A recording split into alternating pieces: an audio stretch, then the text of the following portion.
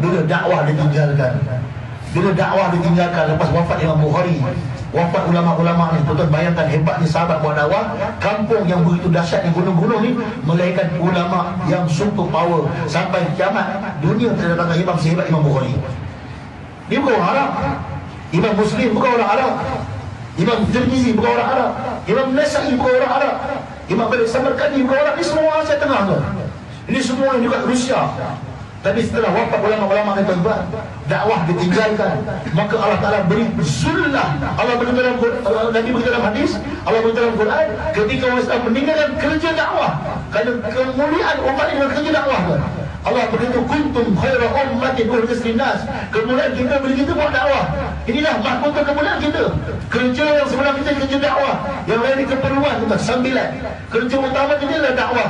Tapi hari ini cleaner rasa kerja dia cleaner, engineer rasa kerja dia engineer, doktor rasa kerja dia doktor. Sedangkan kemuliaan dia boleh dibuat dakwah. Doktor yang buat dakwah Allah muliakan dia, cleaner yang buat dakwah Allah akan muliakan dia. Tapi hari ini orang Islam ditinggalkan dakwah, apa berlaku? Allah beritahu akan dicampak zullah kehinaan. Bila zullah ni tuan-tuan, apa yang telah berlaku? Orang Islam telah dijajah oleh Mongol begitu luar biasa, dibunuh di mana tempat. Negara Islam dijarah sekian lama tuan. Sedangkan dulu mereka hidup dengan gemilang-gemilang. Tapi ditinggalkan dakwah, Allah beri kehinaan. Hari ini tuan kalau pergi masjid-masjid mereka, kita pergi di Uzbekistan, di beberapa negara lagi tuan, termasuk di Somalia, Iran, yang juga kawasan Parsi dan bila masjid hari jadi museum. Dulu ribuan orang tuan datang belajar Imam Bukhari. Hari ini tuan-tuan, orang bukan kata orang yang khair, bahkan orang kafir masuk hijab sampai di mihrab imam. Nak masuk masjid kita bayar, jadi museum tuan, jadi tempat turis. Bila dakwah ditinggalkan, ini berlaku tuan. Masyarakat kita sebut, bila kita tinggalkan kerja dakwah, maka Allah akan hina kita di tanah air kita sendiri. Ini yang berlaku tuan. Ini yang berlaku di banyak negara tuan. Kita bergerak di Turkistan Timur tuan, tempat yang mana dulu tuan, pernah ada ulama dan sultan yang hebat. Sultan Saltuk nama dia, untuk boleh tanya kat Google. Sultan Saltuk ni dia daripada Turkistan Timur.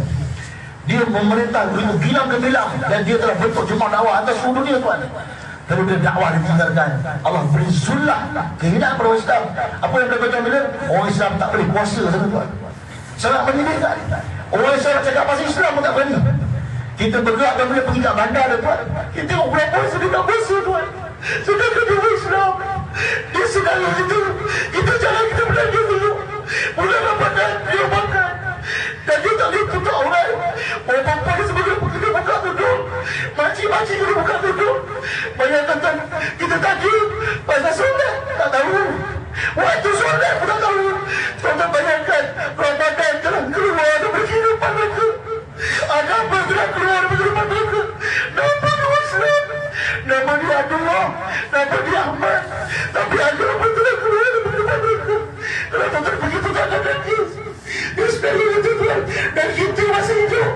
Di waktu kita masih hidup, kita tengok keadaan ni. Kita tengok apa yang jadi pada diri aku. Kalau aku tak marah betul-betul. Tuan-tuan yang boleh ini dah berlaku kat tempat kita. Kalau kita tak betul-betul buat dakwah tuan. Hari ini perkataan jihad tak boleh sebut. Tuan-tuan ini orang semua jihad tak ada tuan. Sekarang ni jihad, orang sebut jihad bukan kata orang kafir. Kalau kita sebut jihad, orang Islam pun nak kita berganas. Hari ini kalau kita sebut perkataan jihad, orang Islam pun nak kita ni ekstremis. Sedangkan jihad itu yang mulia, satu syukmah yang besar Islam. Sahabat bergerak berjihad kepada Allah. Hari ini perkataan jihad tak ada sebut. Perkataan kafir tak ada sebut. Perkataan itu dalam Quran tak ada sebut non-Muslim, tak ada sebut tuan. Ini banyak perkataan Quran tak ada sebut. Haram tak ada sebut, tak ada sebut non-halal, tidak syar'i. Ini baru sikit-sikit kat tempat kita tuan. Tapi di tempat tuan, bila orang kata